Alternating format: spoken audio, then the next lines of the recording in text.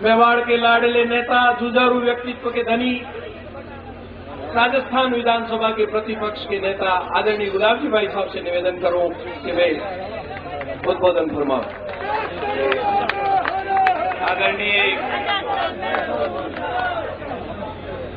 स्वराज मतलब अच्छे राज का संकल्प का मतलब निश्चय करके यात्रा के लिए निकली आदरणीय वसुंधरा जी विधानसभा में, और राव साहब गढ़ी की सुपुत्री आदरणीय रोहिणी जी, यहाँ के मंडल अध्यक्ष शांतिलाल जी, भाई धर्मेंद्र जी, भाई कैलाश जी, भाई जीतमन जी खाट और आप सब पधारे हुए बड़े बुजुर्गों, माताओं, बहनों, नौजवान दोस्तों, मैं आपके सामने एक बहुत कड़वा सच कह रहा हूं, इसको आप अपने दिल में बिठाएं।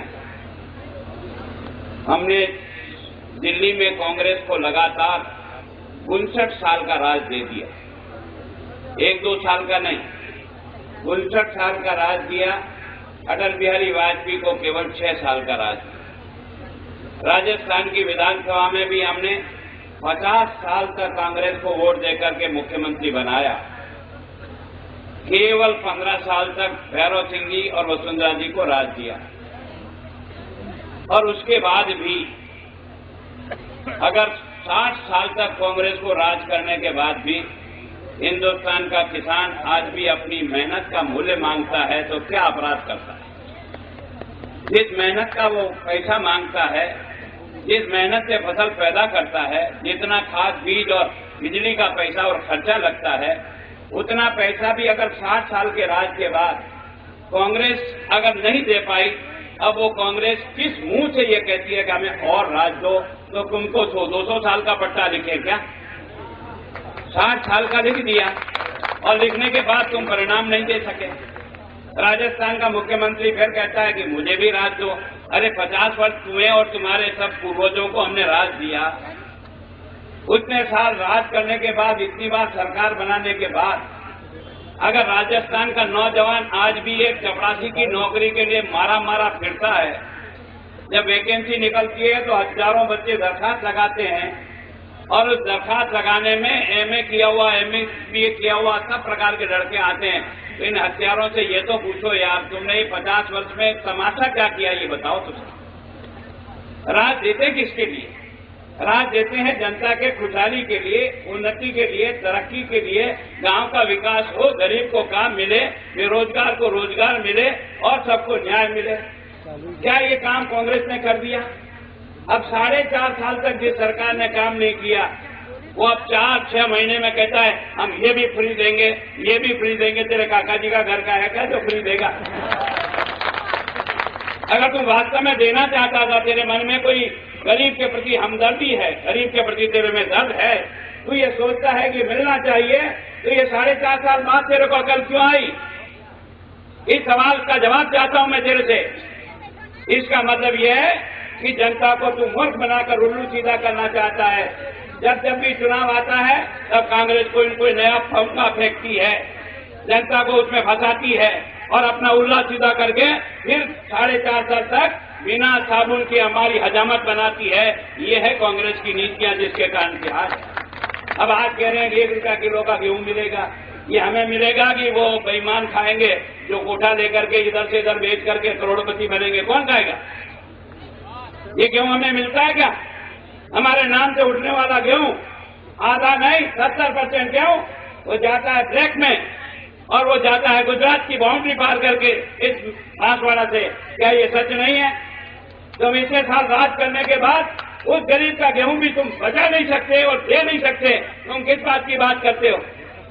आज की तारीख में 1,14,000 मास्टर के पद खाली हैं। कोई 1,14,000 मास्टर के पद खाली हैं। बच्चा नौकरी के लिए, मास्टर बच्चा रो रहा मास्टर के लिए, मास्टर रो रहा नौकरी के लिए। आप में से कई यहाँ बैठे होंगे, उनके बच्चे एसटीसी बीएड किए हुए आपकी बच्चियां बैठी होगी। आज नहीं कल नौकरी मिलेगी। कभी टेट की परीक्षा होती है, कभी फ्लेट की परीक्षा होती है। कितनी परीक्षा लेगा इस मास्टर की? कितनी बार लेगा? और लेने के बाद तेरे पास पद खाली पड़े, स्कूल खाली पड़े, और उधर मास्टर रो रहा है लेकिन नौकरी लगती नहीं। सितंबर में तेने टेट की परीक्षा की, आज दिन तक रिजल्ट नहीं आया। क्या करेगा वो बच्चा? वो जहर खा के मरेगा या अपने माँ बाप का वो बेटा जो है ना घर लौटेगा? वो इस पीड़ा को समझता ही नहीं। और उसके बाद भी कह रहा है मैं 6000 स्कूल खोल रहा हूं। अरे भले आदमी 6000 स्कूल को खोलेगा, ये हमको दिखाने के लिए क्यों चक्कर दे रहा है? आज तेरे पास मास्टर तो है नहीं, फिर 6000 स्कूल खोल करके तू ये कागज पकड़ाएगा सब गांव में, मेरे 12वीं का, मेरे 10वीं का, मेरे नाचो। इस हिंदुस्तान की हत्यारी कांग्रेस ने गरीब को ठगा और ठगकर अपना राज बनाया। कभी ये हैंडपंप के नाम से ठगता है, कभी बिजली के खंभे के नाम से ठगता है, कभी ये सड़क के नाम से ठगता है, कभी और किसी काम के स्कूल के नाम से, कभी अस्पताल के नाम से, कभी भला के नाम से, कभी भला के नाम से। अरे तेरे मुल्क के इस मालिक को कभी ईमानदारी से वोट देना सिखाया 60 साल में? अगर तेरे पास दम है और तू काम करता है ना तो डंके की चौट बात करे ना, अलग अलग बात करने की क्या जरूरत है? हम आएंगे दिन में प्रचार करेंगे और रात में आगे कान्या मान्या खूर करेंगे, क्या है ये तमाशा है? ये बरगलाने का धंधा कब तक चलाओगे? तो दिल्ली में देखो तो सारे के सारे भ्रष्टाचार में डूब करके खत्म हो गया। एक भमरी ने सारे राजस्थान को काला मुंह कर दिया। जवाब कौन देगा? कोई जवाब देगा इसका? मैंने मजाक के लिए नहीं कहा माता बहनों, अगर तुम्हारा राजनेता जो तुम अपनी वेब की पेटी से पैदा करते हो वो लुटेरा, चोर और बदमाश और व्यभिचारी पैदा होता है, तो पैदा करने वाले माँ बाप आपको भी मैं चुनौती देता हूँ कि राम धर्म से वोट डालना सीख जाओ यार भगवान के लिए। अगर भला होगा तो तुम्हारे राम धर्म के वोट से होगा, ये बातों करने से नहीं होगा। इस तरह से नहीं चलेगा ये देश।